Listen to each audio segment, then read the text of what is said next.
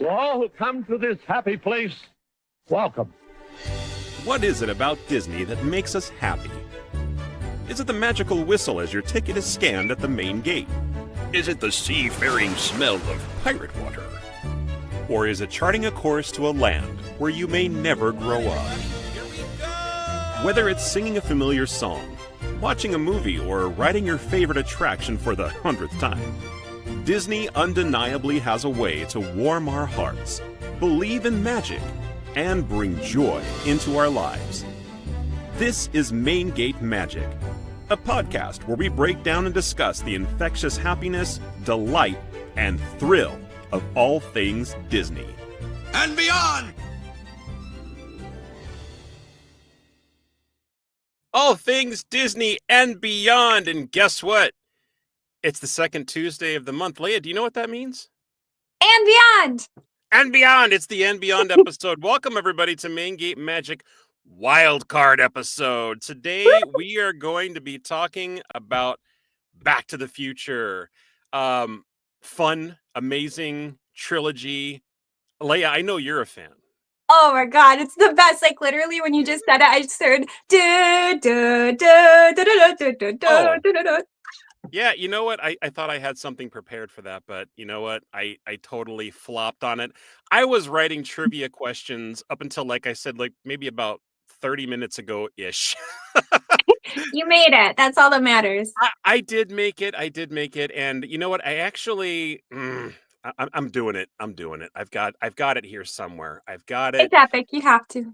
It just takes a second for it to load because I already had the file prepared and I meant to actually do it right before the show started, but I figured we can go ahead and get started now with this amazing soundtrack because, I mean, you can't have an episode of Back to the Future without hearing the iconic music. Hey, what scene is playing through your head right now? Oh my god, the end. Like, when he needs to go bit into the future and the lightning, like, Doc has to connect the... Yeah. Definitely. How would you... It's the same, because it's like, you know, he's behind the wheel and he's, like, clinching the wheel and he's, like, hoping he makes it. And... Yes. Yeah. Oh my god, it's so epic. Now, is this John Williams? No, I don't think so. I think... Wow.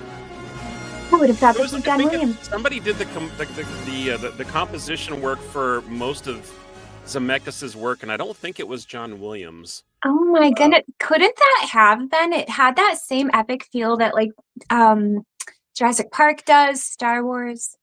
I know, it's definitely epic music. Yeah.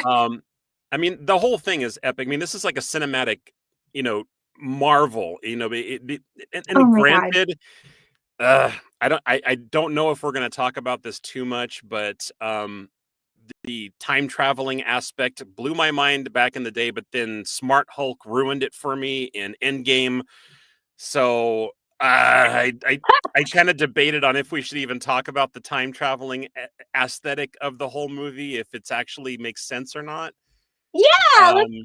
We first need to hear about your Disney trip. We do. So I looked it up. Alan Silvestri is the gentleman who composed the music for Back to the Future. I've heard of him. Yeah, and he's done music for Forrest Gump, for the Polar Express, Back to the Future 1, 2, and 3, and the Croods, of all things. I never knew he did it for that one, but oh my goodness, those are the big ones. Yeah. Cool. But apparently he's familiar with Zemeckis because I think Zemeckis also did the Polar Express and Forrest Gump. So very, you know, like they're kind of paired, just kind of how Lucas Spielberg and Williams. Exactly. Spielberg and Williams, Lucas and Williams, that kind of thing. So Cameron and Horner before he passed. That was another big one. Okay. Yeah. I didn't know that one, but thank you for letting me know. You know, before I get to my just a quick recap of the trip, because I know you guys covered a little bit of it while I was on, like, actually at the park, and I joined in to say hello to everybody. You went on Space Mountain? Yeah. Let's say hi to some people in the audience. Patricia is in the house today. Hey, Jason and Leia. Good to see you, Patricia. Patricia, lovely as always to see you. My namesake is in the house. Signs of amusement. Mr. Jason says, good evening. Good evening, Jay. Good evening, Jason. He is Jay. I am JB in our little podcast circle. We had to do that so we could separate when we're in groups talking about stuff or when I'm on their show, that is how we tell the difference between one another. My father is in the house. Mr. Odie Braden says, "Hi, kids." Hi, Odie. He says that, and I literally just finished watching an episode of Three's Company. That reminds me of Mr. Furley, because he always used to kind of be like, "Hi, kids." Jason's already there with the answer before I probably even saw he posted that. But yeah, Alan Silvestri was the. Love that. Patricia says, "My daily commute takes me past a Twin Pines West neighborhood sign every day." No way. I love that. That Oh is my so God. cool. I always check to make sure it's not Lone Pine West. So do you know that reference that she's giving? Of course, the mall. But do you know the Lone Pine reference? Is that from the third movie? It's from the first movie. Is that what the mall is, the Lone Pine West? Actually, the mall at first is the Twin Pines Mall. That's what I thought. Okay. But when Marty goes back to the future to November 5th, 1955, I'm trying not to give away stuff that's going to be in our trivia questions later. Yes. He actually crashes into Old Man Peabody's barn, right? Yes. And then Mr. Peabody comes out with his shotgun and chases him away. But when Marty drives off, he smashes down. This is not really seen very. It's a very quick scene. There are 2 pine trees in front of Old Man Peabody's farm, right? No way. But when Marty goes like to escape out on the road, he hits one of them and knocks it down, and the Old Man Peabody shoots at him. He's like, "You bastard, you killed my pine." And when Marty got back to the future, back to his own time, it changed from Twin Pines Mall to Lone Pine Mall, because it was built on Old Man Peabody's property. Yeah. So that's a fun little thing that I know that there's actually a lot of little Easter eggs like that, I think, throughout the movie, but that is definitely one of my favorites.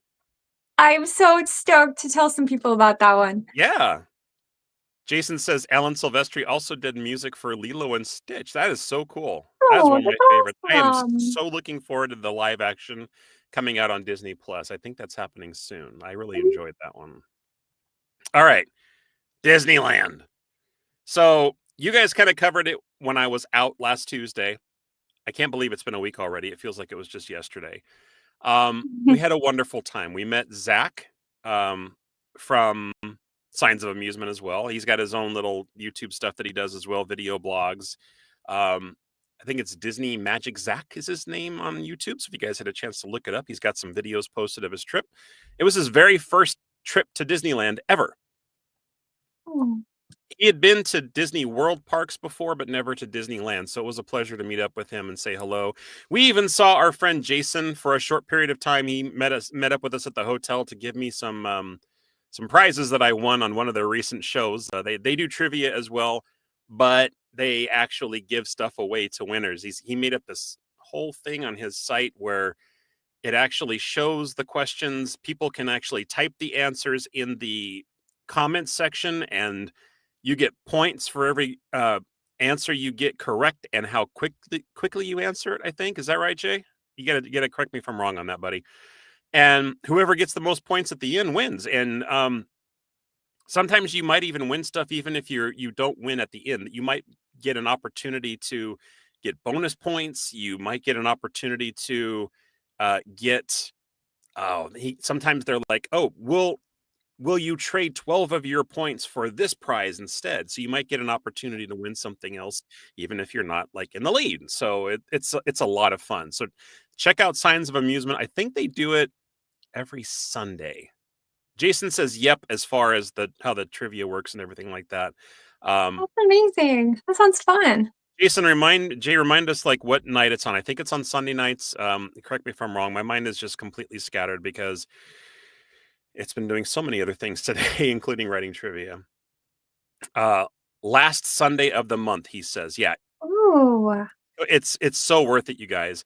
The topics are mostly Disney based, sometimes maybe Star Wars, obviously, depending on what they choose. There's 3 rounds, 20 questions each round, and there's a winner every round. So it's so much fun. Jason, send me an invite when that's taking place. I would love to make it. Definitely. Okay, so the trip was cool. Joined up with Zach, met Jason for the prize exchange, but he had to go home the day we got there. We did everything. I mean, we got there late on Sunday, but I mean, I was actually we were able to do like a lot of stuff even on Sunday night. We saw the New World of Color show. We hung out with Zach almost the entire day on Monday. Tuesday, we ran into him again just by happenstance. We happened to be like looking for a place to sit to eat a snack or something like that, and we were over at Flo's V8 Cafe in Radiator Springs at California Adventures, and I looked around the corner and I'm like, "Oh, shut up!" And I walked around the corner and there he is eating his lunch, and I'm like, you mind if we sit with you to have our little snack here?" So, Jason, what is the New World of Color? It's the world, the World of Color, since you're not super familiar with the parks, but the World of Yeah. Color is it's a light laser pyrotechnic water show that is at Ooh. Disney California Adventure, and I think they have 2 shows every night. And there's a big viewing area. The water, have you ever seen the Bellagio fountains at like Las Vegas, like a video of it or anything like Yes, that? I have. It's kind of like that, only I think better. Maybe not as big, but I think it's better because it's Disney. It's a Disney production. And I forget the theme of the newest show, but it's like always like inspirational or magical or something like that. And they do projections on water. So you actually get like a video show along with the water show with the lights and the lasers hit the water at certain points, making it look like it sparkles in the air and stuff. It's something you have to see to really, feel. That sounds gorgeous. Yeah. My goodness. And Jason, how were the lions? Were they pretty decent? Moderate. Okay. Moderate. I'd say it was pretty busy in certain areas, but Lisa and I, we plan ourselves pretty well, and we get a chance to go on pretty much everything that we want to while we're there. There's nothing that we're just like, oh man, I really wish I could have gone on that. Although Awesome. the Incredicoaster was closed this time, and I didn't get a chance to go on it the last trip, so I missed out on the opportunity again for this trip. All right, IMDb, I need to scroll away from you over here because for some reason it's got Arnold Schwarzenegger videos playing in front of me and it's distracting me. Okay. Zach is writing this month's questions. Ooh, cool. What's the topic, dude? Can you give us a preview? That'd be really cool. And I also wanted to chat just one other thing. I did finally get to see the new Walt Disney animatronic. I was going to ask. Yes. So, my opinion about the Walt animatronic before I went to the park. Okay. Did not watch any videos. The topic is Zach, his faves. Oh, okay. This is going to be interesting. I guess that's why he's writing the questions. That makes sense. Okay. So before I actually saw the attraction, and for those of you who don't know, Great Moments with Mr. Lincoln on Main Street at Disneyland, California has not been replaced, but it now includes a show that has a Walt Disney animatronic as well. And the Walt Disney animatronic is actually now on a rotating stage. So it can either be the Walt Disney show or it can rotate and be Great Moments with Mr. Lincoln. So it's technically like they can do 2 shows on the same day and they can just interchange them, which I thought was a really great concept. But for now, until the end of the year, all the way through the 70th anniversary of Disneyland, which is happening right now, they are only playing the Walt Disney show. So, and I had to ask a cast member about that, and I'm like, well, that's really interesting. Thank you for letting me know, cast member. That was wonderful. So before I saw it, I saw the pictures. I saw pictures. I did not watch any video. I did see pictures of what the animatronic looked like, and I was worried. Yeah. I was honestly worried because of how he looked. I think we even made a comment like his face looked really full. And we were thinking like, oh, maybe it's the animatronics underneath, the skin that is making his face look like that. Or maybe it's because of the angle that we need to view him from the audience or something. I'm like hoping it was something beyond what we were seeing just in a photograph. Oh, I'm really hoping. So we got in. The show is mostly like this long video, right? and it has different clips of Walt talking throughout his lifetime.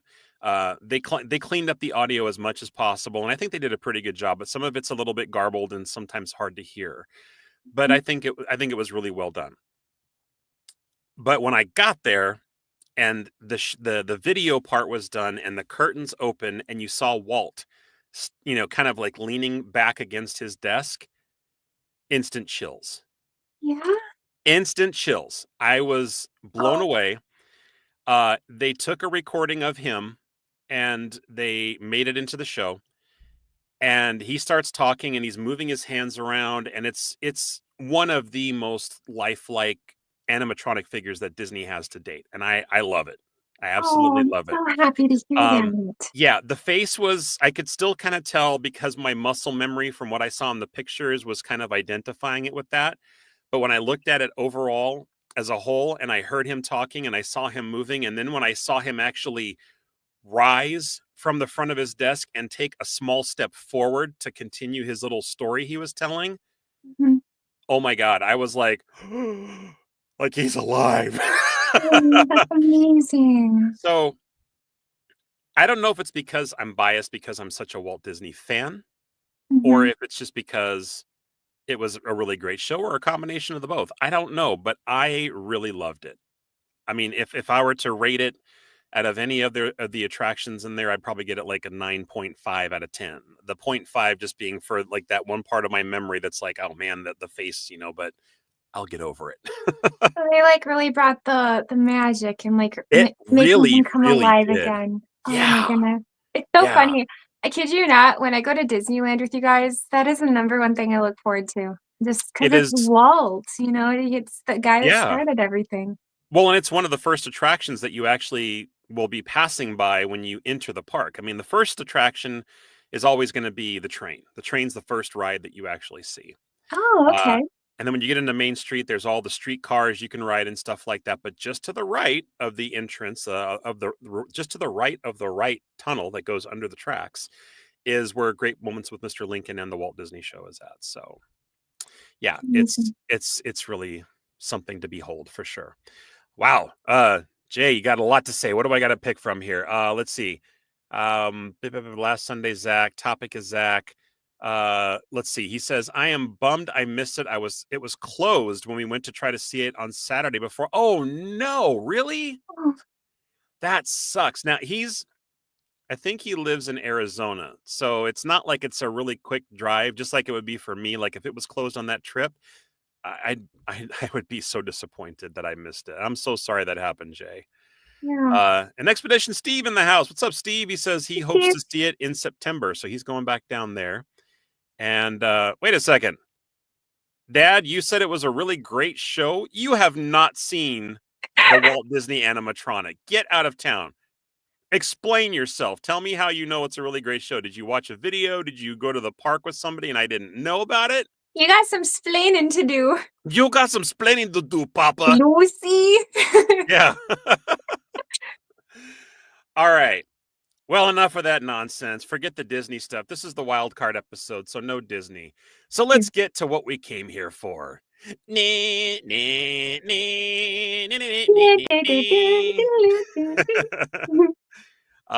says video I shared with you and you wouldn't watch, remember? Oh yeah, that's right. See, I blocked it from my brain. That's why I don't remember. Dedication right there. Yes, I think I even told him. I said, thanks for forwarding it to me, but I will not watch this. I'm sure it probably came off a little bit like curt, but it's I had a reason. I had my reasons. All right, folks. So Back to the Future. I figured we could just kind of like start the trivia. And with the format that we've done in the past, we can just kind of talk about the things that were the answers or like the scenes surrounding that particular question or answer. Maybe even ask more questions because there's just so many great things that happen in these movies and so many fun questions to create. I got some online. I got some online. Oh, that is hard to say. I got some off. Online. I got some off. I was trying to say off the web and online at the same time. I was combining the two, like whatever. But I did also create some myself because I rewatched the entire trilogy this weekend. So some of it is very, very, very fresh in my brain. Scary, I know. Sounds wonderful. All right, so I went with multiple choice again. I think there's one fill in the blank question in here as well, so you guys can definitely play along. Not a lot of people in the audience today, but that's okay because I know the ones that are there usually like to play along. And if you are watching and you haven't said hello, shame on you. Steve, you're cheating. It's not A. That'd be funny if it was. It might be. I have no idea what the first question is until I pull it up on the screen. So, but he's funny because when you go on their show, they have a couple of rules to kind of keep up because it's a live stream. You have to make sure that you're in the live stream chat. And you also have to make sure that you are watching the live feed and that your scroll bar at the bottom is all the way to the right. Because when you watch YouTube, if that bar is not all the way to the right, you're not watching the most recent content. So other people could technically have an advantage if they are there, but others are not. So some people have like different connections sometimes and they answer way before and they're like, wait, how did they get the answer? They said the answer before the question even came up, but it's because it's usually because you're a little behind in the chat or something like that. So it's funny that that's probably why he's answering A ahead of time. Yeah, Jay, that is funny. I figured that's why he was doing it. Okay, all right. I digress. On to the first question. Let's see. Where's my stuff here? All right. Question number 1. What was the name of Marty's band? I'm going to be more specific on that. This is from Back to the Future, the first one. Ooh. And this is his rock and roll band that he is auditioning for the Battle of the Bands at his high school. Was it A, the Pinheads? Was it B, Huey Lewis and the News? Was it C, the Loudmouths? Or was it D, the Einsteins? Ooh. Leia, what's your guess? Oh my goodness. Okay, can I just say the first one is my absolute favorite, and I'm so disappointed in myself that I do not know. You don't know the answer. Yeah, I've seen this movie. Don't know the answer. What? Okay, so Einstein is. Oh wait, I don't want to give it away. Is that one of the questions? No, you can think it out loud. People are already giving answers in the comments. So. The reference of Einstein in another one of your trivia questions, who that is? It might be. I don't want to give that away then. Okay. Actually, wait. No, it's not.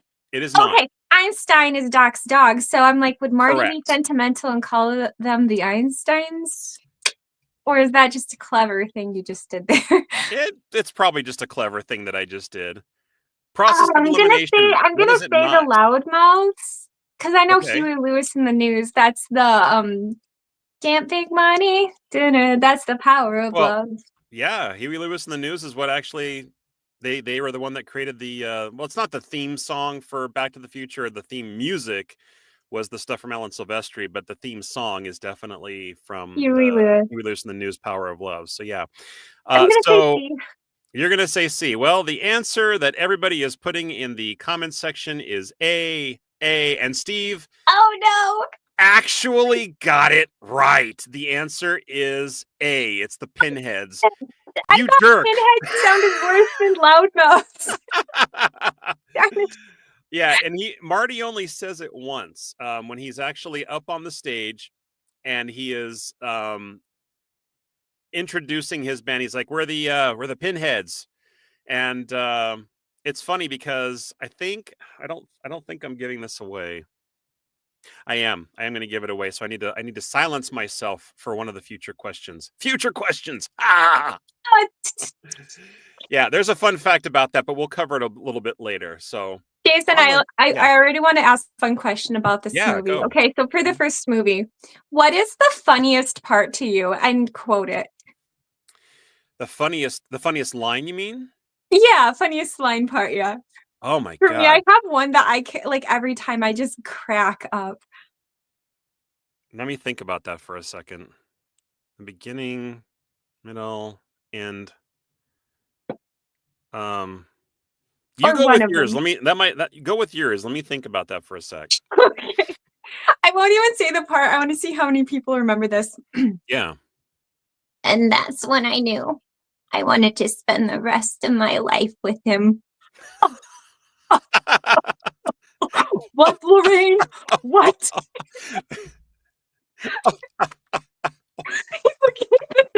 I loved his laugh. Okay, now this is an interesting thing that you're bringing up because the character that played Marty's dad, George McFly, Yeah, had an older version of himself in the beginning and in the end of the movie, but his younger self was back in 1955, right? I'm the same Chris, age. Yeah. yeah, Crispin Glover is the guy who actually played George McFly, but he was Interesting dude. only a very interesting dude, but he was only in Back to the Future, the original. He was never in any of the sequels. No way. Yes way. So, why do you not believe that? Tell me why. You know why? Because in the second movie, they went back once again to the 50s, and when he puts his hand out to Lorraine, he says, "Are you okay?" differently than he did in the first movie. In the first one, he Oh, went, you think "Are so? you okay?" And in the Oh, second one, he's like, "Are you okay?" And I always got it peeved me. really? Yeah. That's interesting because he is actually not credited in Back to the Future 2. I mean, they pulled some scenes from Back Mhm. to the Future to include in Back to the Future 2, but he didn't actually star with new lines in Back to the Future 2. Now, in Back to the Future 2, that's when Marty goes to the future. He goes to 2000, what is it, like 15, I think, Yeah, yeah. which we are like 10 years past right now. I I mean, that's one of know. the hilarious things, and we still don't have flying cars. Um, Shame on you, future. Floating skateboards. Yeah. Yeah. Um, so Marty's dad, George, is actually now his character is in Back to the Future too.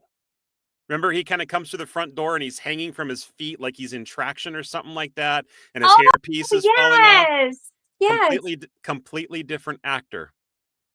Oh my Completely goodness. different actor. That was not Crispin Glover. It was somebody else. I don't know who it is, but apparently Crispin Glover did not like the way that the first movie ended, so he said no to coming back for the second movie. You've got to be kidding. Wait, that was like one of the best endings. What didn't he like about it? I'm not sure. That's I am weird. really not sure. Maybe it's because, Doc was like, something's got to be done about your kids, and because he was the father. Who knows? Who knows? Yeah, that's Oh, my dad, you are my density. you know what? I guess that's his funny line. That is a I good one, love it. Dad. What? Yeah. My destiny. Oh, Okay. Kind of around the same scene, there is something that does kind of strike me as funny, and yeah.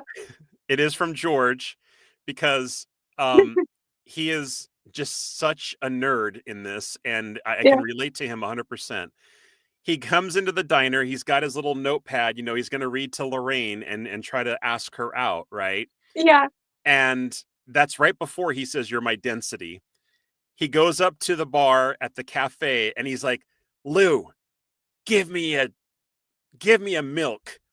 And he slaps his hand on the counter. He's like, "Chocolate." Yeah.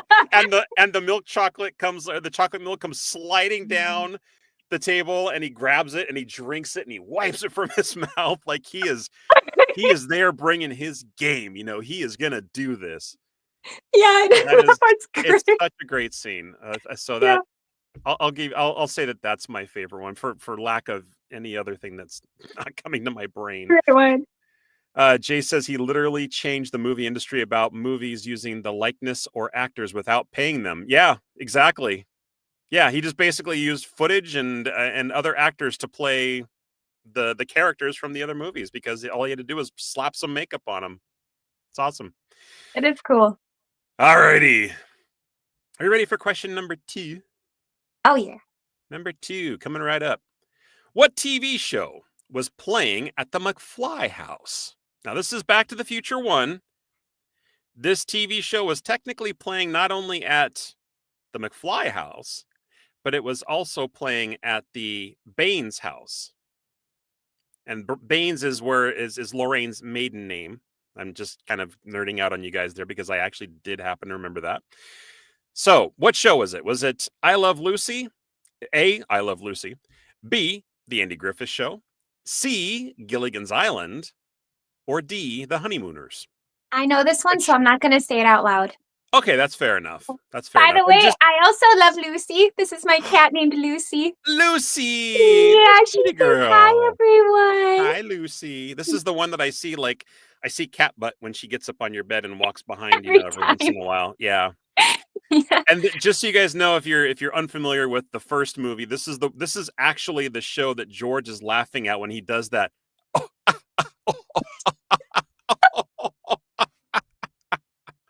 That Oh my weird goodness. ass laugh. Yeah. I love Oh, it when Dad he's like, says, "This is a rerun." What the heck is a "The rerun? heck It's is a brand new. rerun?" Right. Yeah, it's He's like, "Oh, brand I just new. saw it last week. It's a rerun." And he's like, "It's brand new." Yeah. My dad says, no, perfect for your kitty. Oh, All right, what do we got here? Expedition Steve says the honeymooners. D. Patricia says C. Gilligan's Island. We've got some different answers here. We got Jay saying D. Dad saying D. Manny's in the house. Hey, Manny. He hi, says Manny. B. Oh, Manny changed his answer to D, though. My answer is um, the honeymooners D. Yep. Your answer is the honeymooners D. Well, if you guys answered D for the honeymooners, you are absolutely correct. Ding, ding, ding, ding. It is the honeymooners. So yeah. And actually, Marty, when he goes to the past and he's in Lorraine's house, he actually makes a reference to the names too. This is the episode that Ralph does something or other, or something like that. Yeah. So yeah, exactly. Good answers, guys. Good answers. We got some smart watchers today. Smart watchers. Yeah. All right, Manny and Steve are saying hello to each other. Apparently, they are friends. Thanks for joining the game. The game. Thanks for joining the show tonight, guys. I am so happy to be back. I really did miss being on the show last week We missed because you too. those were some amazing trivia questions. And you guys, I don't know if you actually said this on the show last week, but you and Thomas were the brain children of, like, I'd say probably 95% of those questions. Oh, yeah, we had so much fun. It was a blast. And now we're gonna do part 2 whenever, Yes, someday with it'll the be soon. rest of the 5 Renaissance. It'll be Yeah. soon. Yep, it'll be very soon. We'll talk about our next guest at the end of this episode, and then maybe the episode after that will be part 2. Maybe we can do that. Squeeze it in before the end of the month, maybe. Yeah. Yeah, yeah. Let's see. Okay, I got to be careful with Manny. Ha ha ha ha. Steve says, "I don't. You have to tell me what that's all about." And then Manny's like, "Shh." He's telling him to shush. Oh my goodness. Okay, well, I'm sure I'll get the story of that a little bit later. Maybe it's a story I've already been told and forgot, which is very possible. All right, but in the meantime, let's go to question number 3. What is the name of the tract homes where Marty lives? So it's got a name, and it's the something estates, and these are all the different answers that you guys can choose from. Is it A, the Lion Estates? Is it B, the Tiger Estates? Is it C, the Bear Estates, or D, the Oh My Estates? Oh my. Lions and tigers and bears. Oh my. That's amazing. I'll give you guys a clue. It's not D. My, Steve it's not. says, I want to say D, though. You can say D. I don't care. Andrew would. He probably would. Yeah, Yeah. yeah. He's probably a little tired right now. He just actually got back from a convention in Dallas. It was a Star Wars convention, really big one too, called Rebel Scum Ooh. Con. Yes. Hope it was amazing, Andrew. Dad says IDK. So is your answer D, since that letter is included? And I can't believe my dad is actually using an acronym for I don't know. That is such a younger generation thing, and now he is like being, he's doing IDKs and LOLs, and Way this to is a go, man. Odie.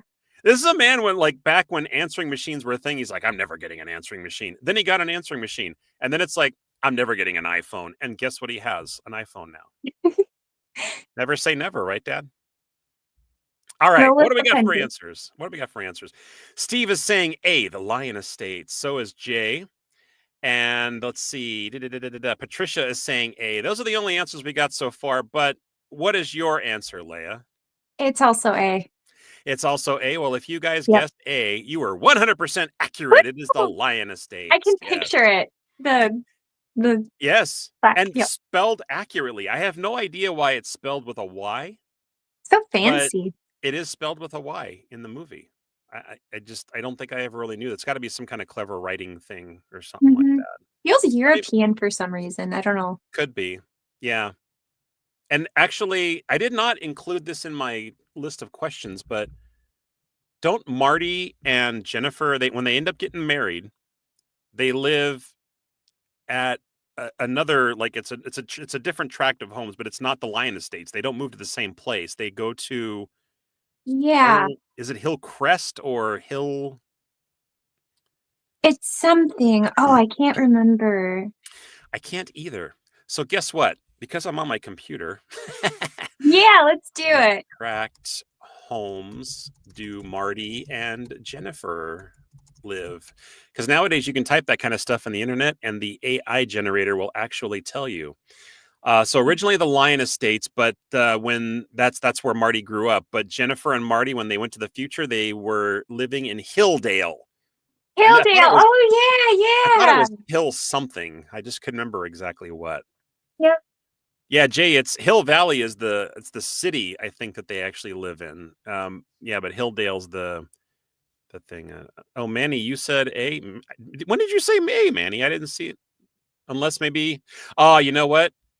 I skipped you. My bad. So you get a cookie. You get 2 cookies for me missing you putting up For A. your error. Right. Alrighty. Next. What was in the bomb casing that Doc gave to the Libyans? This is from Back to the Future 1. So, backstory here, Doc actually gave a case of something to the Libyans thinking it was a bomb in exchange for them giving him plutonium. So was it A, a catalytic converter inside of there? Was it B, an old Atari system? Was it C, pinball machine parts? Or was it D, dead batteries? Great Scott. Great Scott! I know, Doc, this is heavy. That's There's good. that word again, heavy. Is there something wrong with the gravity in the future? That's one of my favorite parts. There's that word again. Heavy. Okay. Let's see. Oh Manny's my God. Yeah, I They know. found me.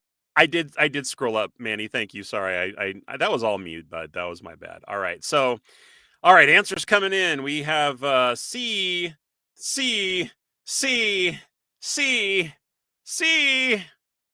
What's your answer, Leia? Oh my God. See, I just have to be honest. I did not remember, so I picked dead batteries. I didn't remember. Well, that one was probably closer than the other two, Atari or a catalytic converter. But the answer is, of course, C.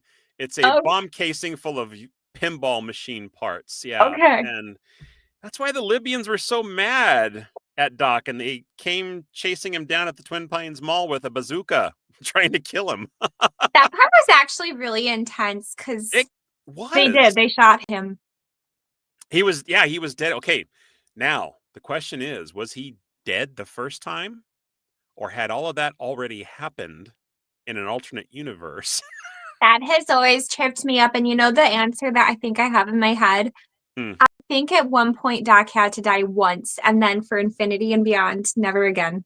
Yeah. But I don't know. My fairy tale mind wants to say he got saved somehow. Right. And you know what's interesting is that, since we were talking about like not talking about the timeline thing and that, Smart Hulk ruined it for me in Endgame, but they don't talk about an alternate version of the future until the second movie. And that's when, Oh, yeah. Biff, it gets all the money and he ruins the town and all that kind of stuff. And The then, almanac. Doc uses the chalkboard and everything like that to create the showing what the alternate timeline is. But I mean, the alternate timeline was created when Marty went back to his own time because things had changed. If Yeah. he had gone back to his true past, nothing would have ever changed. And it's good that it changed because it was so bad. Like, yeah, it was not. Well, I mean, it was just it was what it was. I mean, yeah, Biff yeah. was obviously still a bully. His dad was working for Biff, I think, at the same company, whatever it was, just still doing his reports instead of homework this time. Yeah. And the car was wrecked. He couldn't go on his date with Jennifer. He was, fearing rejection, just like his father. Yeah. I just I'm don't think starting to I sound could like my handle old the man. rejection. Yeah. That's right. What if they say no? I just don't think I can take that kind of rejection. Should I swear? Yes, God damn it, George, swear. Yes, God damn it, George, swear. You mean you want me to such good? No, George, come on. Alrighty. Manny says, I have seen the movie many times. Yes. Have you seen it many times? Way to go. Sorry. Ow! Had to do it, Manny. Sorry. Manny says Twin Pines at first, Lone Pine later. Yeah, I think we talked about that a little bit before you joined the show, but yeah, that's definitely correct. We were talking about how Marty destroyed one of the Twin Pines and it became Lone Pine in his regular time, even though it's Oh, technically Back to the cool. Future, Yeah. yeah. Patricia says I'm going to start using lowercase letters when I'm not sure.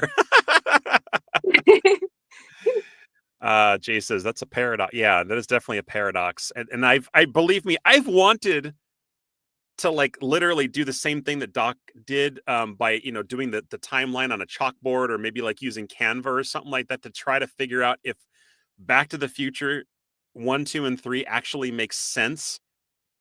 Because, Oh, sure. I'm going to keep going back to Smart Hulk because he ruined it, because they actually even say, what do you mean Back to the Future was all a lie when Ant-Man was like having his mind blown? It blew my mind too. And I'm like, wait a second.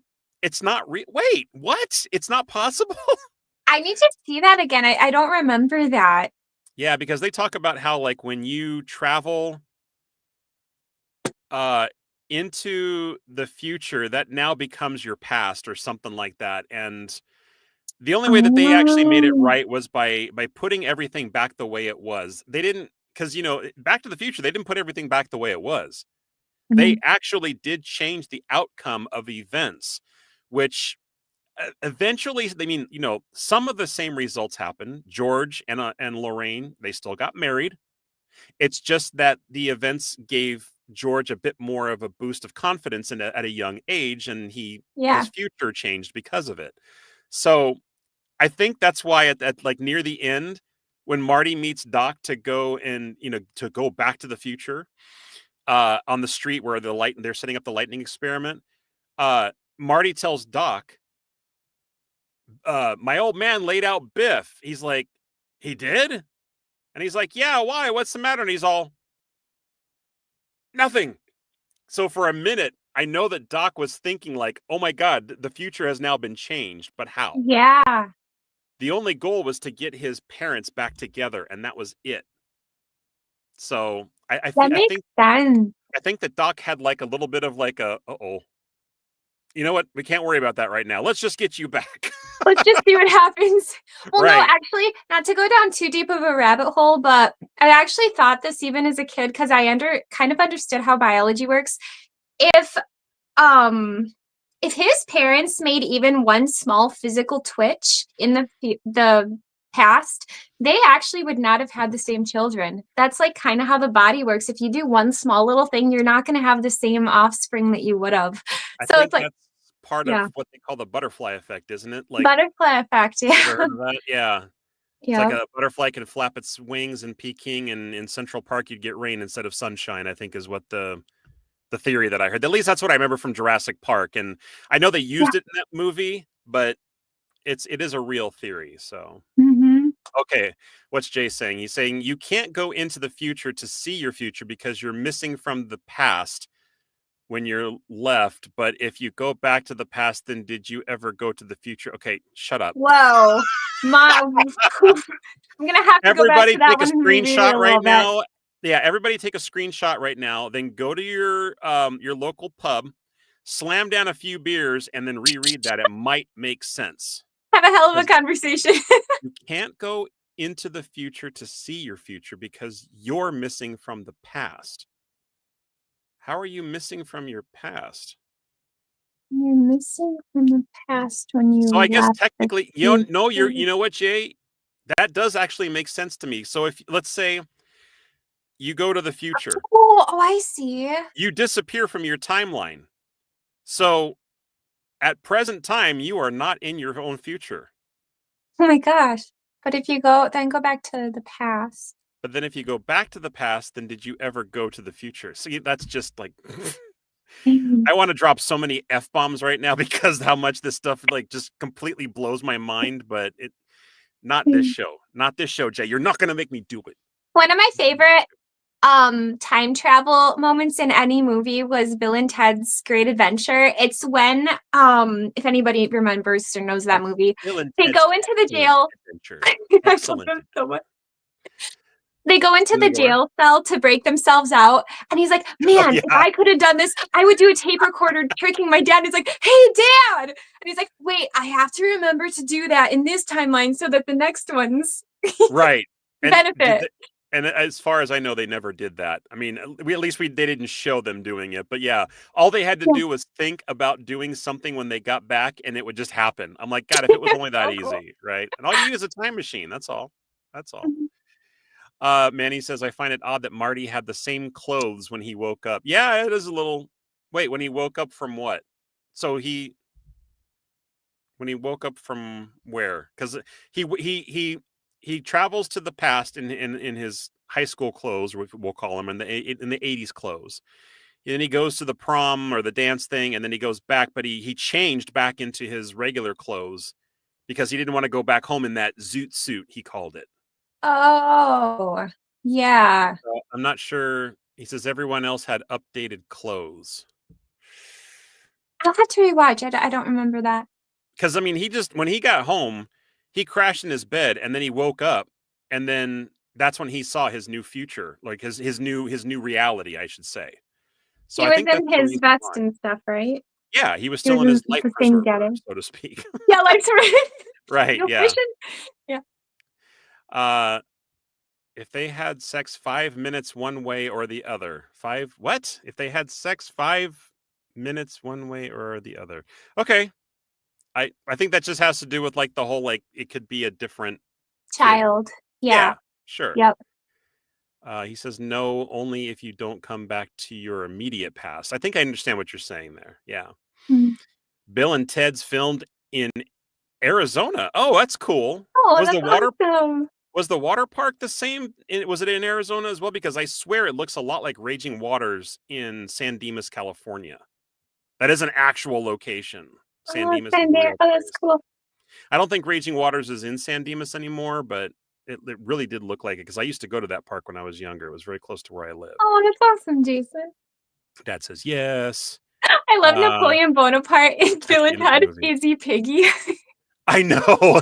Izzy Piggy. He says, okay, all the family was different. Yeah.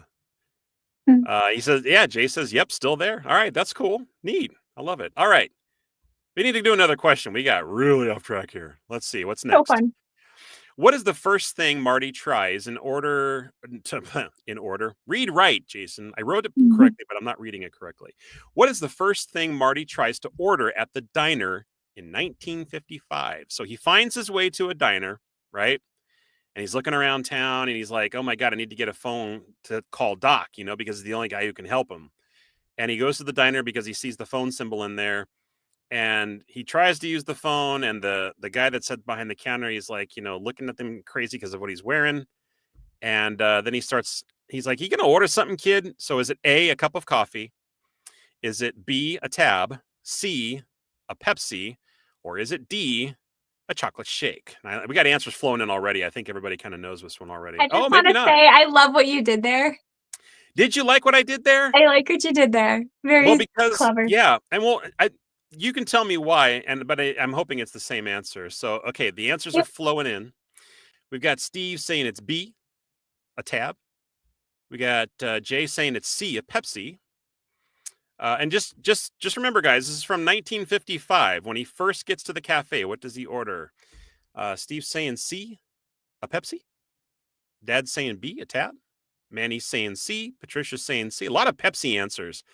Manny says a Pepsi free. That is technically wrong. And we'll tell you guys why in a second here. So, yeah, Jay says Pepsi free. And Jay says also, oops, sorry, wrong cafe. Yeah, so Leia, what's the answer? It's A. It's C. Sorry. Oh, wow, really? You think it's C? Wait. Okay, I know he wants some he says Pepsi tab and then settles for a coffee. Oh, I don't remember. But And he's I like, said if you want a tab, pal, you got to order something. Or it's a Pepsi. right. It's the first thing he orders. That's why I was specific. It says, what is the first thing that Marty tries to order at Is the it a diner? tab? It is a tab. Ding, And ding, then, ding. Yes. hey, And I did try to trick you guys a little bit because a lot of stuff happens in the cafe, whether it's from the 80s, the 50s, or even in 2015. yeah. And every single one of those things was ordered in the cafe at different times by different people. Awesome. Well, maybe not by different people, but yeah. So a cup of coffee is what Marty eventually ends up with. But he's like, the guy's like, "Hey, you gonna order something, kid?" He's like, "Yeah, just give me a tab." It's like, a tab? Can't give you a tab unless you order something. Yeah. Yeah, I'll very just old take a school cup thing. of coffee. A cup Yeah. of coffee. Just give me something without any sugar in it. He's like, something without any sugar. So he brings out a cup of coffee. That was it. Okay. Yep. Uh-huh. Yeah, and a Pepsi free, what everybody was talking about is like, I think it was like the second thing that he asked for. He's like, just give me a Pepsi free. He's like, I can't give you a Pepsi unless you pay for it, pal. Yeah. He's like, if you want a Pepsi, you got to pay for it. Yeah. Yeah. Love it. Yeah. So the only movie I have watched more than once that you guys have talked about. Well, I'm glad that you're here for this then. That's awesome. I love it. Thanks for showing up Love today. that. It's great. And he's on almost every show nowadays. Great fan. Great fan, my dad. All right, next question. How did Doc get the idea for the flux capacitor? I definitely know this one, so I will. I keep would my hope so. All right. The options are A, he saw it in a dream. B, he hit his head falling off the toilet. C, he read Marty's mind, which he did try to do. D, an article in Scientific American. Don't say a word. Don't say anything. Right. You're with the Coast Guard Reserve and you're trying to sell me a subscription. Yeah. Something like that. I don't know. Yeah. Do you understand what this means? Okay. I just realized that is my favorite funny scene, although nothing is said. When Marty knocks on the door, Doc opens it just a crack, and you hear like the and he just kind of peeks out and then slams the door shut. And Marty just kind of like looks like, what the hell? That is great. Alrighty. I'll give a clue to everybody as they're thinking about it. This actually was whatever the answer is proof that Doc believes Marty that he's from the future. That's right. That is absolutely correct. So I got the answers coming in. We got Manny saying B. Steve says B. Jay says B. Odie says B. Patricia says capital B. She is very sure about this one. B. That's right. And Leia, why don't you go ahead and tell what the answer is? B. It is B. He hit his head falling off the toilet. I think he was hanging a picture or something like that. And he stood on the toilet, fell down, hit his head, and he had a vision. Yeah, an epiphany. A vision of this. Yes. And it's what's funny is that I actually, instead of putting a dream, I almost put that he saw it in a vision, but technically that would have been right too. So I had to say something different. So. Oh yeah. Good one. Yep, exactly. Alrighty. Next question. Who does Biff live with? Oh, I'm gonna quote the shiznit out of this. It's one of my favorite parts. Leia, language. This is a family show, for crying out loud. For shizzle's sake. Yeah, for shizzle's sake. Is it A, his grandmother? Is it B, his father? Is it C, his brother? Or D, his aunt? As we're thinking about this, I just have a fun fact. So when I was little, and I saw Biff, heart eyes. I thought he was so cute, so handsome, and I was like, I hate that he's mean. And as I got older, I'm like, I'm very attracted to this man, but he's horrible. Yes. Long story short, he's actually. As a younger kid in the 50s, yeah, he was a good-looking lad, you know. I mean, oh yeah, but he was a dick. I mean, I'm Yes. sorry, I'm using the word dick, but Language. hey, it's No. Wild Card Tuesday. I know, I just scolded you for language, and I'm using Yeah. the D word. No, but it's so sweet. I found out he's actually like a comedian. He's an absolute sweetheart, and here is the kicker. Growing up in high school, he was a George McFly. He was an unbelievable nerd. Oh, He played in man. the marching band, and he like I just was like, okay, husband material. It's like, And he is like one of the most intimidating bad guys ever. I mean, like, especially at the end. Yeah. yeah. Well, Mad Dog, I know. Well, not just like at the end of the first one, but like I thought he was like the best in the third movie, Mad Dog. Oh yeah, Mad he's Dog Cannon, good. yeah. He was really a really good bad guy in that one. And Mhm. Manny, you are correct. Thank you for pointing that out. Doc was actually hanging a clock when he fell off the toilet. I forgot. And which Oh, makes a nice. whole lot of sense. You know, he's hanging a clock, he hits his head, he has a vision about time travel. Time clock. Perfect. Love it. All right. Answers are Manny saying A, Steve saying A, Steve saying lowercase a. If we're going by Patricia's rules, he's not too sure. Patricia says capital A. Ooh, she should. Odie, capital A. And guess what, folks? Well, guess what answers? All right, Leia, quote it. Where are you going? Going to the dance, Grandma. When are you gonna be home? And if you guys didn't guess it after that, it is A, his grandmother. But we don't actually figure that out until Back to the Future 2, when Marty goes back to get the almanac from Biff. Yes. Yeah. Yep. Yep. So the first one, we don't even see Biff's home at all. We just see Biff, you know, in certain scenes with his goons and at the high school and stuff like that. So yeah. Yep. I like that one. That was a lot of fun. So good. Yeah, what the crap, Leia? Crap. Jay saying Make he's like friends a with... tree and get out of here. That's Right. That's about as funny as a screen door on a battleship. It's a submarine, you moron.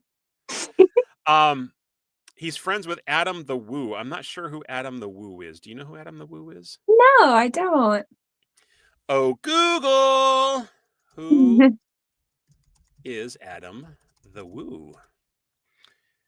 I'm guessing the actor Biff is friends with Adam the Woo. Is that what Yeah, he I means? think that's what he's talking about. Okay. Yeah. So hold on a second. Let me oh, I'm clicking the wrong buttons. I hate it when I click the wrong buttons. It just gets me all discombobulated. All right, here's Adam the Woo. He's an urban explorer and YouTube personality. Okay, Oh, that's there we cool. go. Now we know. Yeah, now you know. And knowing is half the battle. Go, Joe! Okay. All right. He said that was awesome. Manny says that was awesome. Manny. Hey, where'd my trivia go? Get back there. All right, there we go. Okay.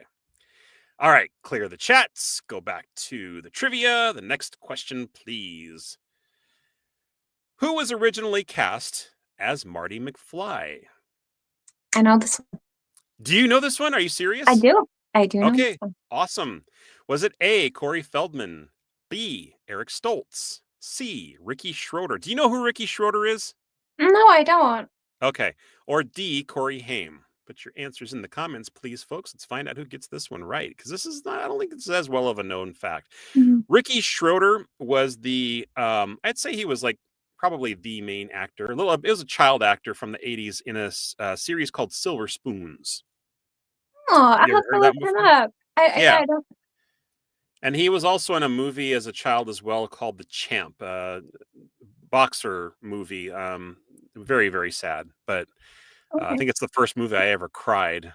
You would think that it'd be Bambi, but no, I cried during a boxing movie. Alrighty. Let's see. Adam the Woo is also a big Disney YouTuber. Oh, cool. That's awesome. I'll have to check him out. Oh. All right, answers coming in. Jay says B. Steve says lowercase d. Manny says B. Odie says B. And Patricia says B.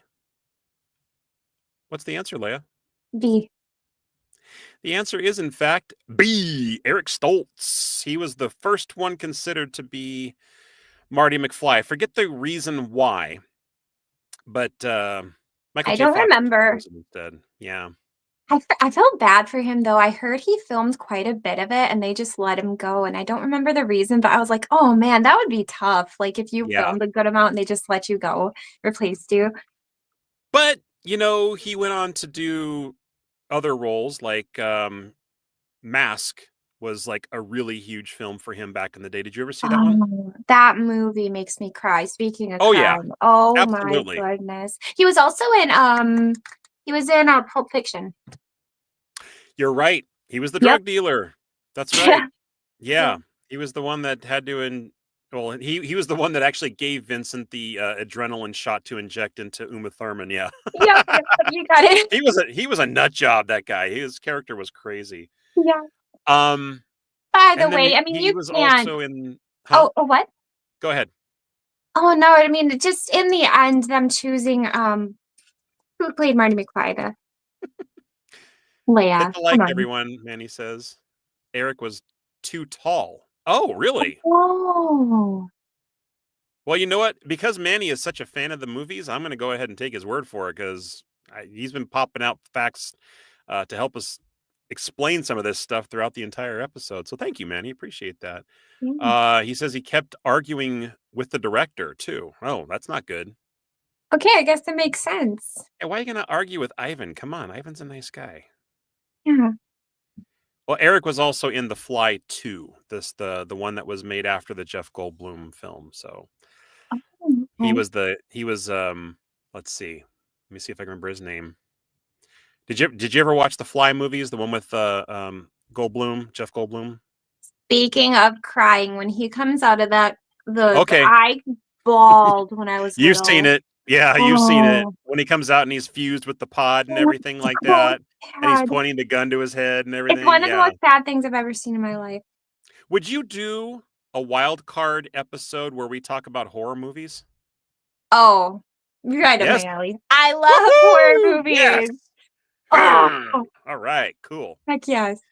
Coming up on a future episode of Main Jason, Gate help Magic. me. Give me Okay. the letters of his first and last name. I cannot think of the actor's name that does Marty McFly. I'm so ashamed of myself. Like it's on the cusp.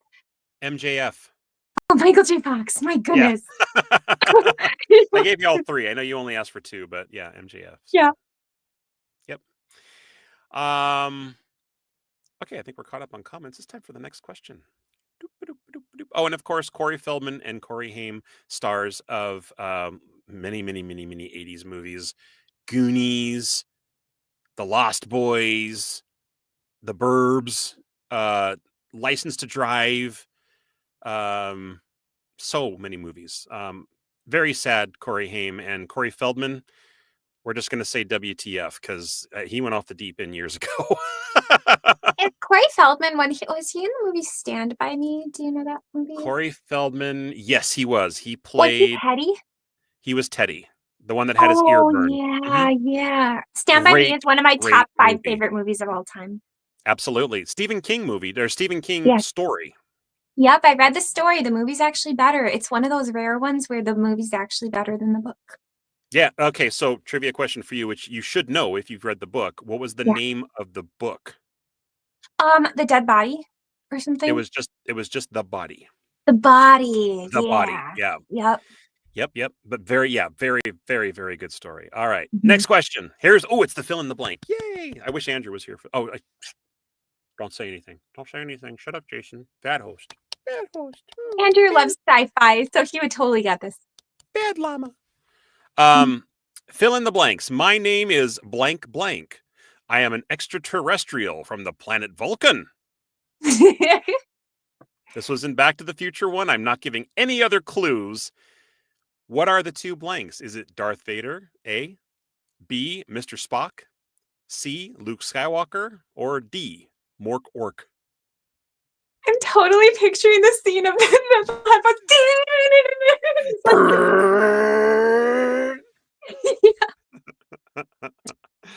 Alrighty. Patricia says capital A. Everybody's got capitals except for Steve. Jay says A. Steve says A. Manny says A. Oh, there he is. Capital A. And Odie's saying A. Did I spell Oh, I did. Damn it, there's a typo in every episode. Thank you, Manny. I did spell Vulcan incorrectly. I spelled Vlucan, which is a lot more entertaining than Vulcan. But I said it the right way. So for those who were listening, I never made a mistake. Let's just forget this whole thing ever happened. Yeah, and Patricia says Andrew needed to be here for this one, for sure. And why is that, Leia? Because what is the correct answer? It's because A is the correct answer, Darth Vader. It is. I love how he looked at the comic book as he was talking and he was dressed the same. It looked just like the comic book character because he had the radiation suit and then, it was crazy. I am an extraterrestrial from the planet Vulcan, and he actually does make the sign. Yeah. I'm like, wow. Throwback galore on that scene, just like with I think I already kind of passed through this one really quick. I showed it very quickly, but Steve says that was from Van Halen, the music that he was playing. Oh, that's great. I think it actually even showed it in the Walkman that he had when he was like putting the headphones on George while he was sleeping. I think you're right. Yeah. Yep. All right, cool. That was a good one too. I like that one. All right. What is the theme of the dance that George, Lorraine, and Marty attend? So this is the high school dance in the first movie, and it was even shown in the second movie. It was discussed once or twice. I think you even saw like the title of it in a banner. The options are A, The Enchantment Under the Sea, the Enchantment Under the Stars. I'm reading these out of order. B, Belle of the Ball. C, Enchantment Under the Sea. Or is it D, Fish Under the Sea? What was the correct answer? I know this one. You know this one? I think everybody should know this one. Yeah. It's kind of funny because exactly. I mean, because I hear the music when they're showing the entrance of the dance for the first time, all I hear is a saxophone. Yep. Yeah, exactly.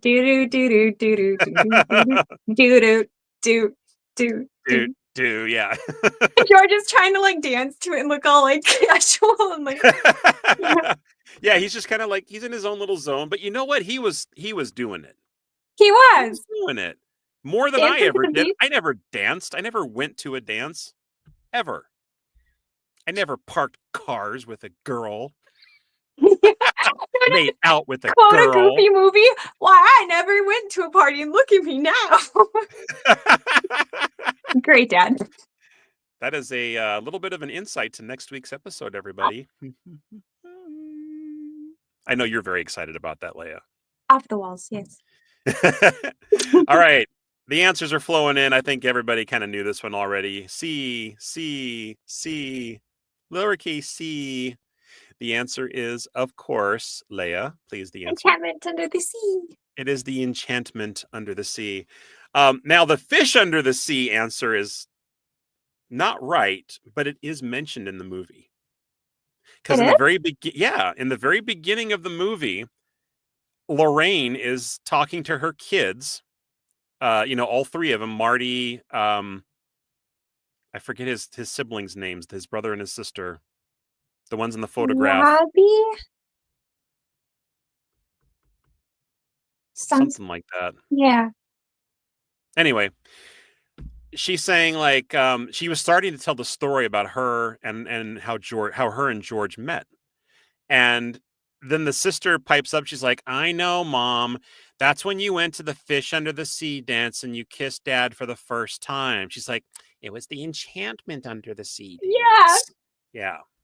What? And Manny, yes, correct. What? That was Lorraine's answer. Yeah, absolutely. Alrighty. Where are we here? We're about halfway through. I hope you got time tonight. Are you okay? I know you're out. Oh, I'm loving this. Yeah. All right, cool.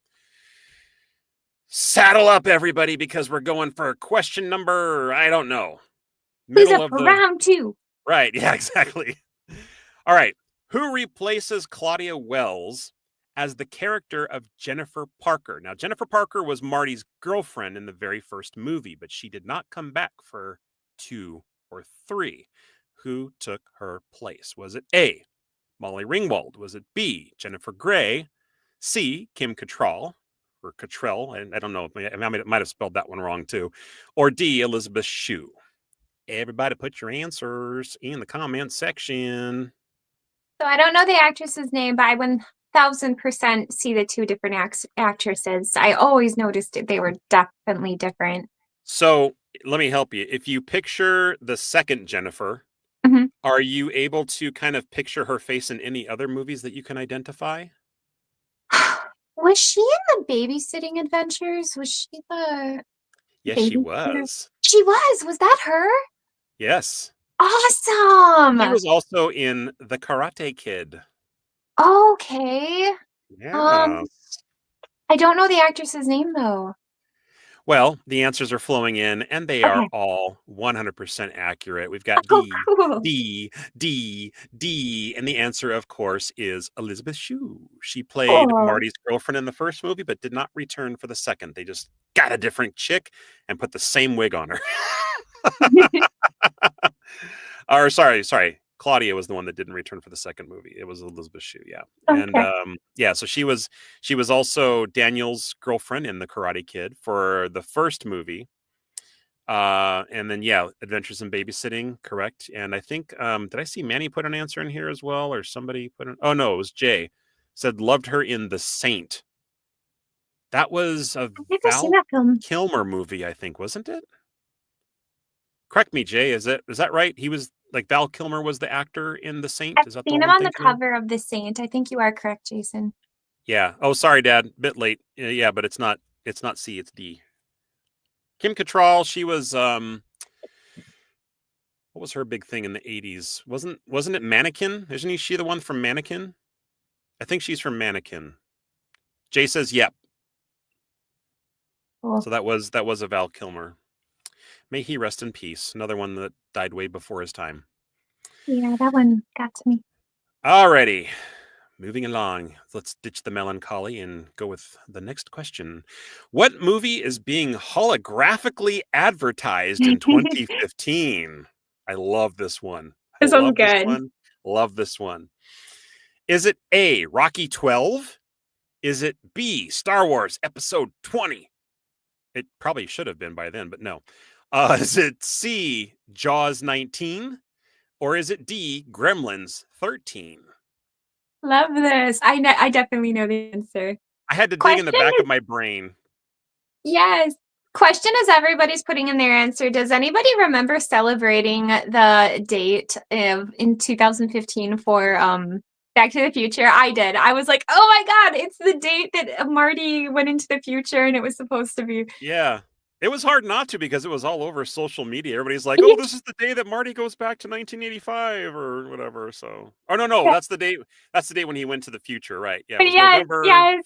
15th or something like that, or was it still November Oh, for I the don't future? remember what date it was, but it was so fun. And it's like, oh my God, it looks nothing like what they projected it would. Oh, okay. Manny says, "Thank you all. I'm leaving for a bit." Well, we might be here if you come back, but thanks for joining, Manny. Good to see you. Thanks, Manny. Have a good night. Steve says bye. Oh, wait, the wrong one. Steve says bye, Manny. Steve says, or no, Jay says, I have the paper from that day. They remade the one from the movie. Oh, that's so cool. Oh, that's awesome. I'm guessing that's the one. Like, if it's the one from the future, it's the one where Biff gets or no, it's not Biff. It's Griff in that movie. He gets arrested for vandalism. Vandalizing the courthouse with the hoverboards and stuff like that. Oh, Oh, Manny says November 5th. Manny, I thought you left. You just can't get enough that of was us, a and quick that's fine return. by me. I know. Oh, Jay says actually October 15th. November 5th, 1955 was when he went back to the past. But maybe October 15th was the future. So that's probably what Jay's talking about. Yeah. Oh, hey, bye, Dad. Good to see you. Glad you came on. Love you. He says the puppies are screaming. Got to go out. Oh, thanks for the laugh, Sodi. It was All right. great. See you later, Dad.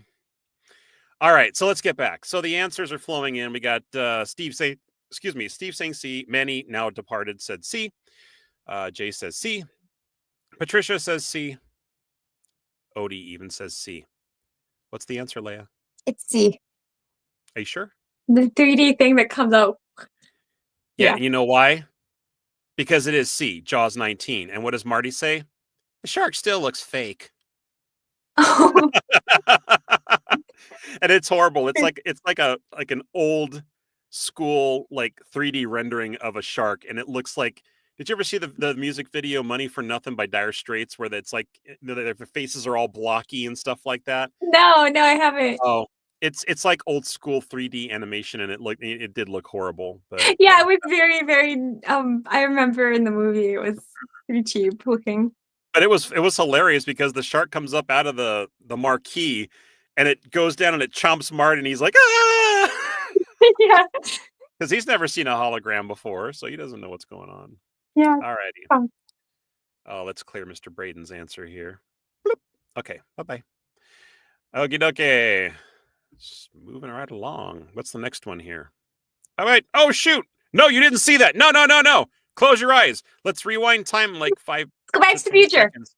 The next question is, what is Marty's great-great-grandfather's name? Now, this is the first time we're going into Back to the Future 3. So when Marty goes to back to the past to rescue Doc from 1885, he meets his great-great-grandfather. His name is either A, Connor, B, Seamus, C, Liam, or D, Joey. May I just say, this is definitely the one that I saw the least, so I'm probably not going to get many of them correct. Yeah. I kind of jumped around near the end. There might be some other questions from 1 or 2, but we'll see. Yeah. Patricia's saying B. Patricia says, I saw nothing. Yeah, right. You're lying. Steve says B, and Jay says B. Did you want to guess? Okay, so I can like undo in my mind, like what would have I chose? I think I would have gone with Liam, but I thought, so it's B. Well, the first 3 were definitely all Irish names, just like good old Seamus McFly. But the last name I actually picked as another name from the movie, and we actually heard this name, I think at least in the first and the second movie. Do you remember which character was named Joey? Oh, wait a minute. Tell me. Yeah, this sounds really familiar. So Joey was in the very first movie. You never actually saw him. We've only ever seen Joey as a baby. Better get used to these bars, kid. That's right. It's Uncle Jailbird Joey. Joey just loves his bars. That's right. So in the first movie, we actually know, right? We do hear about him at the very beginning of the first movie, and then we see him as a baby, and later on in the movie when he's in his little crib there. So yeah, the really tacky cake of the bluebird flying out of jail. Yeah, in the metal tin. Yeah. Just how they used to be made in the 80s. I can't tell you how many birthday parties I went to as a kid where that's how the cake was made. They never even gave it the dignity of taking it out of the pan and putting it on a tray. It just... Wait a minute. That sounds like a really good memory, though. Yeah. Was it kind of a good memory, like the tin, like... Oh, yeah. Yeah. Absolutely. They just kind of like, because wait, what's the point of dirtying another dish? Just keep it in the pan, you cut it up with a spatula and serve it to the kids. We're going to scarf it down in 2 seconds anyway. All right, guys. Hang in there. We're almost done. All right. So what does Biff change the courthouse to in alternate 1985? Now, this is when we start talking about the alternate universe that Doc was saying how it's worked, how he shows like the description of it on the chalkboard and everything. And he says it's skewed into this alternate version of 1985. But Biff, he got all his money from the sports almanac, and he decided to do what to the courthouse? Now, did he change it to A, a strip club, B, a hotel/casino, C, an amusement park, or D, a petting zoo? You know the answer? Question. Yes. Is this courthouse what he lives in? No, that's more of a hotel that he lives in. A big ol' hotel. Think about that. I'm going to go to the answers. Think about that for a second. I'm going to go to the answers. Because it's going to change my answer. Because I know. No, you're on the right track. You're on the right track. Okay, I know what he lives in. Like, I know the answer. This is funny. I'm going to give you a little bit of a backstory when I finally reveal the answer, because it's like it's so dumb. It's like it's one of those things where I never realized it until I rewatched it again this last weekend. And that's how I came up with this question. So everybody's saying B. Patricia, Steve, Jay, Jay again. Apparently, he wanted to say B twice. It's not. There's no BB answer. Sorry. Patricia said, "Oh wait, maybe I'm reading it from the prior question. I think we just don't have as many people watching anymore. I think that's what's happening." And then Steve says B. So yeah, the answer is. I'm not going to wait for you, Leia. This time, I'm sorry. Yeah. Oh no. It is B. A Oh hotel. hey, the hotel casino. Yeah, Yeah. yeah. So I knew in the movie in part 2, he actually did. He built that hotel casino in the town, right? The Yeah. thing that I never actually realized was when I watched it again on Sunday, I think it was Sunday, it's either Saturday or Sunday, that the courthouse was the foundation and the main entrance for the hotel casino. No way. Because, I mean, at this point, the courthouse is a character in itself because it is constantly changed. That we've seen it from 1955, we saw it in 1985, and in several different versions. We've seen it in the future when it was restored. And we also saw it in 1885 when it was being built for the very first time. That's awesome. It has That's a had really good so question. many. It has had so many different facelifts. It practically becomes its own character in the trilogy. But it's a very fun fact because I looked at that scene and I'm like, I always ended up looking up because I think it said Biff's at the top, and I never really realized when I looked down. I'm like, oh, that's the courthouse. So I just never knew that. I just never knew. It's so famous that it's even on the Universal in California. It's part of the tour. That's how famous it is. Yeah, exactly. You learn something new every day. Yeah, I know, Goofy. Thank you. And I love you, Goofy. Even with Back to the Future. All right. Next question. What does Jennifer do when she encounters herself or her future self? Sorry, reading things wrong because I'm getting tired. What does Jennifer do when she encounters her future self? Does she A, throw up? Does she B, punch herself in the face? And by punching herself, I mean her future self. C, does she run away? Or D, does she faint? I'm so glad I didn't give this away. I was actually going to give it away earlier. Oh, really? I was going to say, oh, that's so funny. Like I was going to say this part of the movie. No lines for this one because I think you know the answer, right? Yep. Okay, so but no lines, no quotables yet until people put the answers in there. Steve says B, I like punching. So violent, Steve. So violent. Yes. Let's see. Patricia is saying D, faints. Steve, I can't remember if this is from your answer from before, but I think you just said B. Jay says LOL to Steve's punching comment.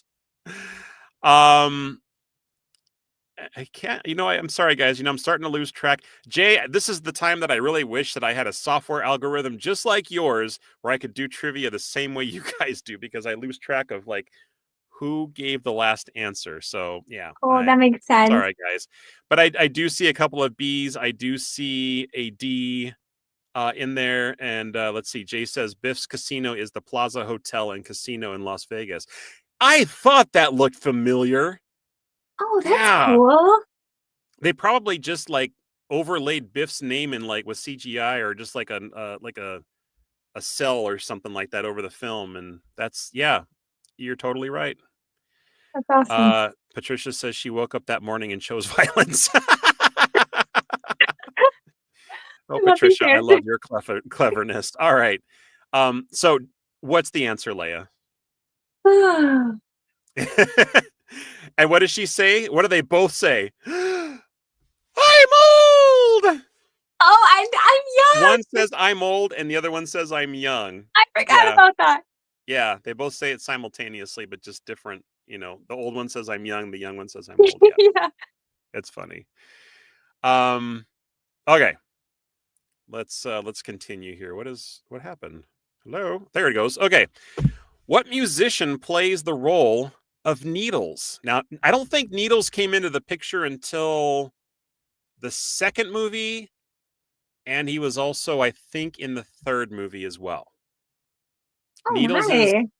so Needles was a character who I think worked with Marty in the future in 2015. He was the partner that said, "Oh, hey, McFly, it's a deal and it's totally legit." And he's like, "Well, what if the Oh, JITS is monitoring?" He's like, "The JITS will never know." And the JITS is, McFly! yeah, exactly. Okay, so was it A, Flea? Was it B, Adam Ant? Like, see what I did there? C, Huey Lewis? Or D, Weird Al Yankovic? Do you know the answer to this one? I definitely know it's not one of them. No, I don't. I can picture the guy, but I Mhm. don't know what that guy's name is. Well, let's just kind of put this into He perspective calls him a because chicken. yeah, exactly. And at the very end of episode of Back to the Future 3, he's the one that goes he wants to drag race Marty, but Marty decides not to. And because if he would have hit Mr. Fujitu-san or whatever and ended up ruining his future, but he ends up like kind of correcting it by not racing Flea. But by not racing.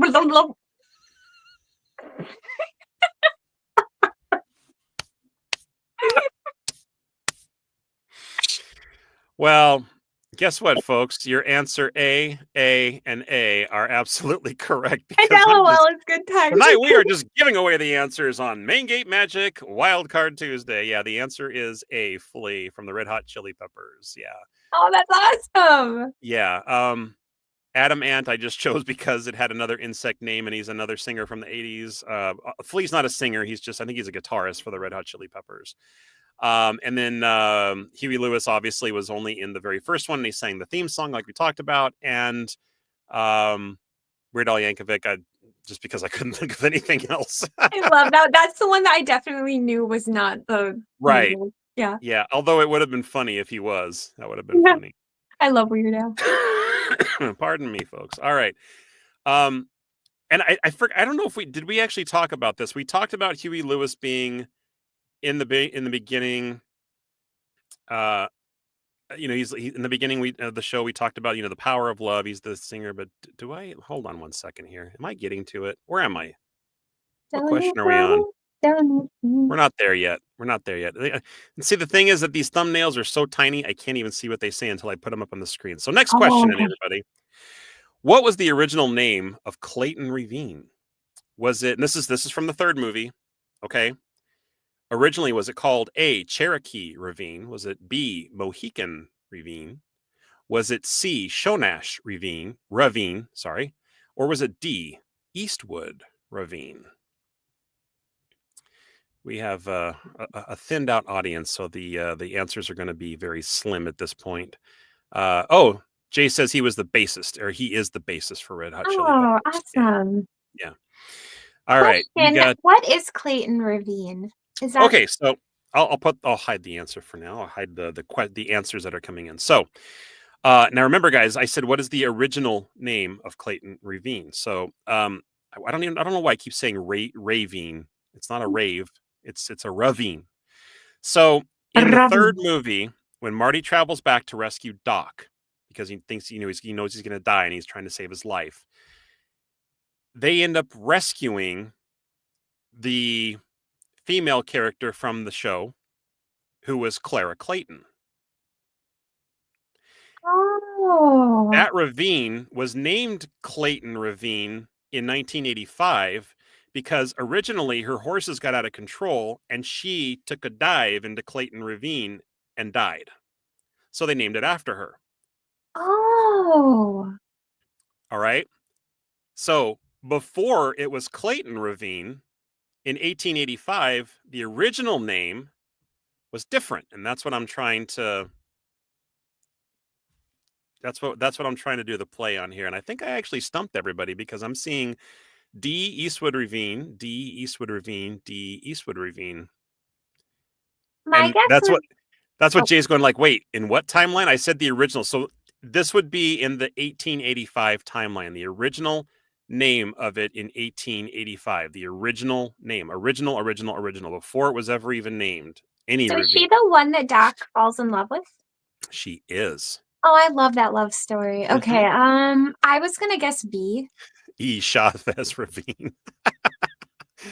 And Jay says C. Yeah, so that's. I'm sorry. What was your guess? B. Mohican Ravine. It is definitely a Indian name, but it is not Mohican. Cherokee. It is not Eastwood, and it is not Cherokee. Oh. It is, in fact, Shonash Ravine. So Jason, I think, is the only one that got it correct. And I'm sorry if I worded this weird, guys. And you have to remember, this is like one of the last questions I wrote, so I was really tired. But it was originally named Shonash Ravine.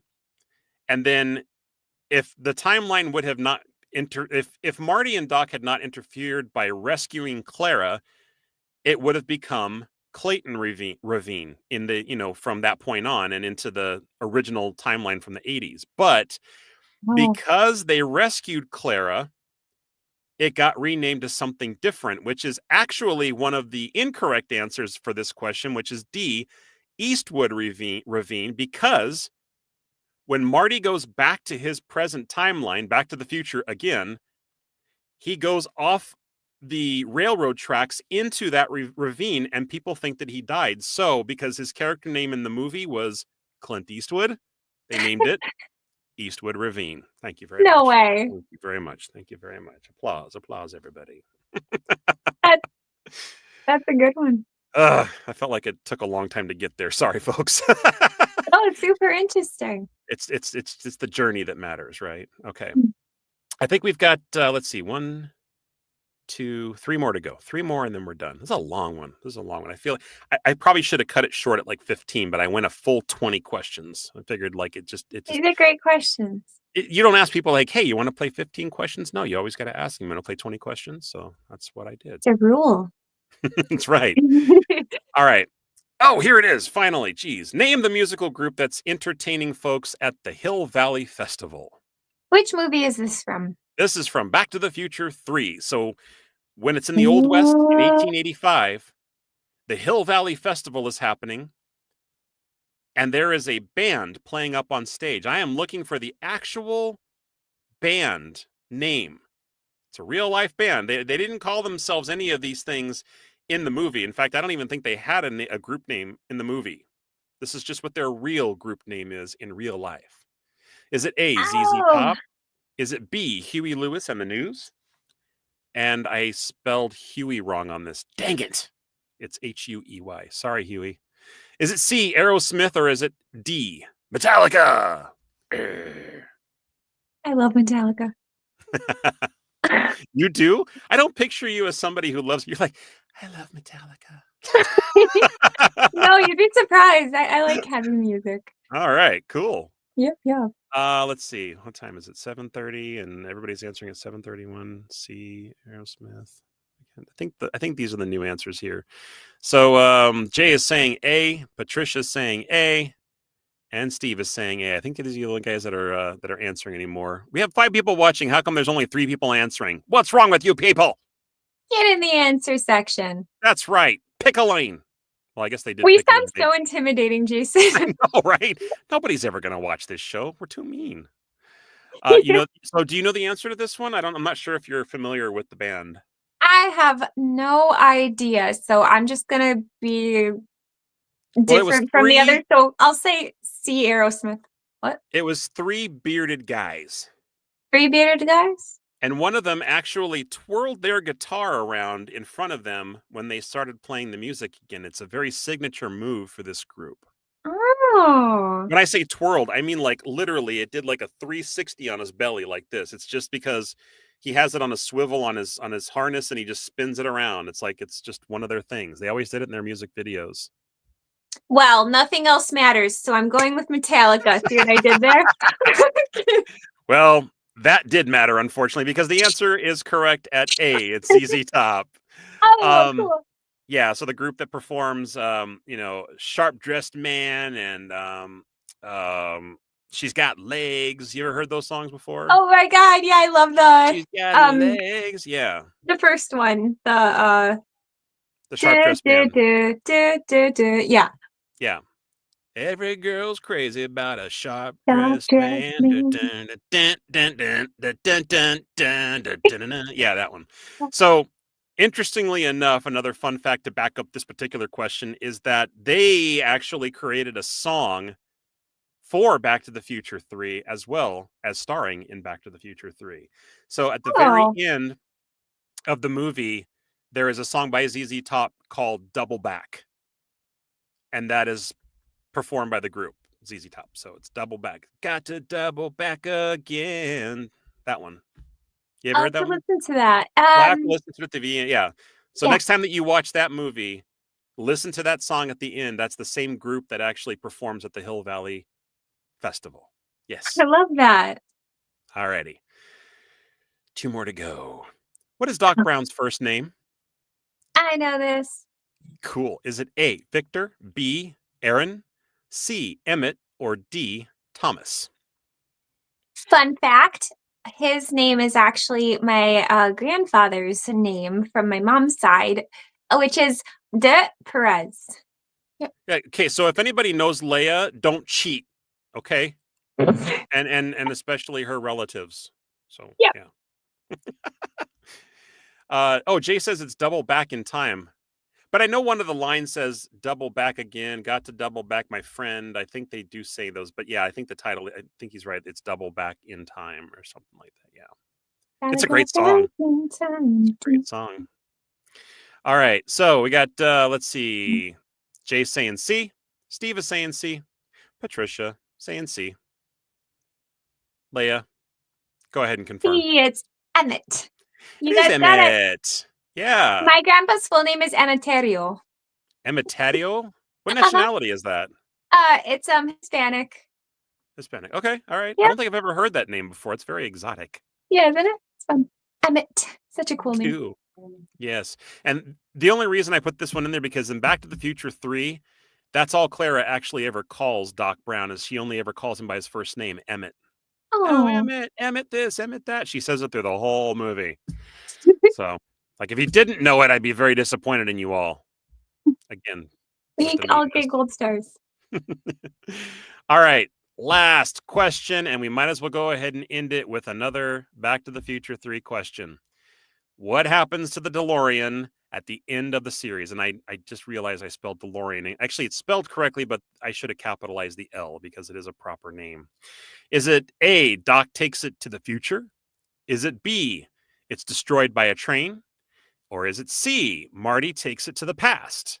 Or is it D, it gets stolen? You know? Uh-oh. I no. Don't, and I'm very confused because okay, I think I have the answer, but then it's like, how the heck does Marty get back? Oh, he gets back in the DeLorean. I can tell you that much. I think I have my answer, but I'm very confused. But okay, so he does take the DeLorean back. It gets pushed on the train tracks by the train because remember they use the logs to get it up to 88 miles an hour. That's what I'm picturing. I'm picturing the train. Yeah. And remember, he takes it to the end of like the train tracks where it looks like he's gonna like dive off into the ravine, but instead he travels into the future where the bridge is complete, and he's still on the train tracks. Yes. So think of the theme here. I've said train like 5 times.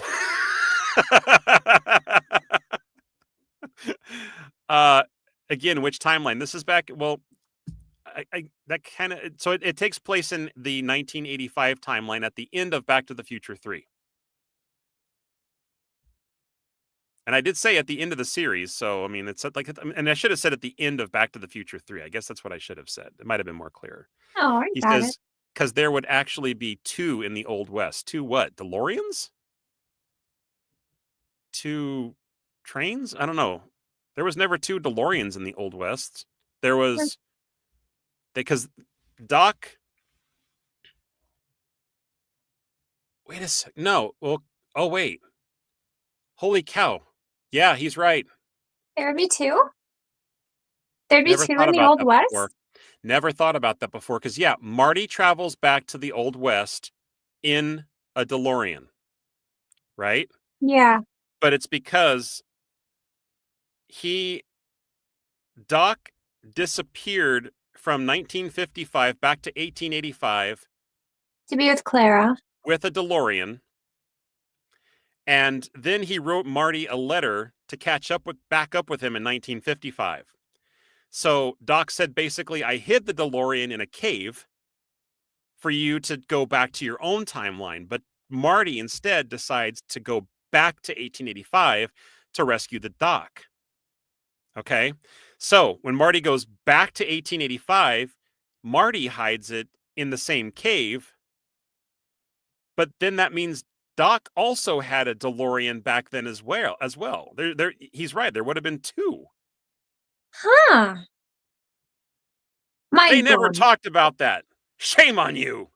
Wow. Why did I never think about that Okay, before? now I am more confused as ever what this answer is. All over the place. That blows my mind. So there is still a DeLorean in 1885, even after Marty goes back. That is a brain scratcher. That's going to itch all night. I don't know what to think about that. I need to rewatch the movies and make sense of that. That's cuckoo.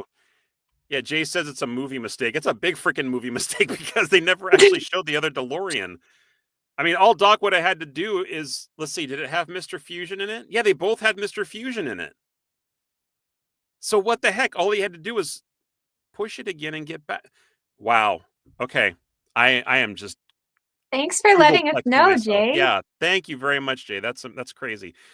First DeLorean is in the cave with a box of scraps. Right. That's because Doc actually gave him schematics to build a circuit that was broken, the time circuit that was broken, for Marty to repair in 1955. I don't know if it was with a box of scraps or not, though. Steve is saying my brain is hurting. Steve says algebra is easier. Yeah, I would 100% agree with that. I need to watch the third movie. Oh my goodness. Yeah, and he says they just needed gas, which they never could do, which is the reason why they had to have the train push it. Okay, so I'm not even going to say whoever answered anything because I'm completely lost at this point, and my brain is hurting, and I'm getting a headache. It is B. It's destroyed by a train. So yeah, Marty gets back to 1985. He's still on the train tracks. He realizes he's back, and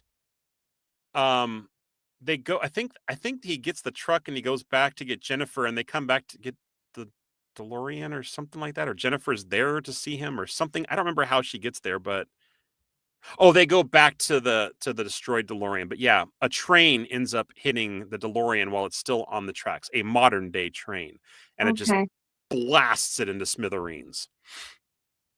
And they were trying to kind of, clear the slate from the movie, I think, because, let's go back to this. There we go. Because the Doc wanted to destroy it once everything was kind of reset to normal again. He didn't want it to be existent anymore because it's too dangerous, right? So many bad things can happen, and you could actually, change the future or the past too much. And the funny thing about that too is, even though he wanted to destroy the time machine, he still ended up building another time machine out of a locomotive that runs on steam and it flies, and came back to visit Marty and give him the picture that he took of him and Marty at the clock tower opening. So I'm like, that didn't make any sense. I remember that. Yeah. I want to destroy the time machine, Marty, but then I'm going to build another one out of a train. So, whatever. Pardon me, folks. Give me a second. Lots of laughing and talking tonight. Lots of laughing and talking, not just tonight, but all day today. So. Oh, yeah. All right, guys. Wow. An hour and 45. That's a record for this show. This was so fun. It was a lot of fun. Jason. Thank you guys for hanging so late with us, and for sticking in there and for contributing to all your answers and enjoying the hilarity and my forgetfulness and my misspellings and everything, because like I've said before, shows a lot, but it wouldn't be anything without you guys watching as well. So I really do appreciate your attention and your attendance.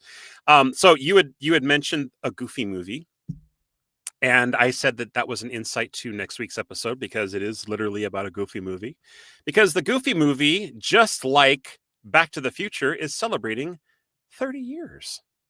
How special is that? It's so special.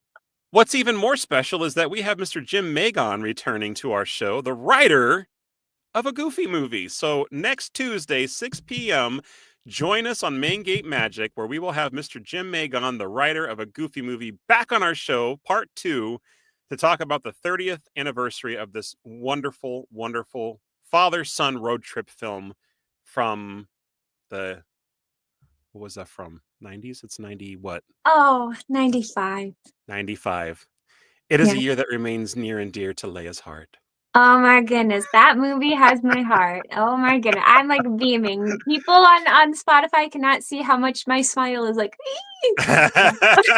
So excited. Jay says, I've been trying to edit a video. I'm not doing well. I blame you, JP. Thanks, Jay. Appreciate that.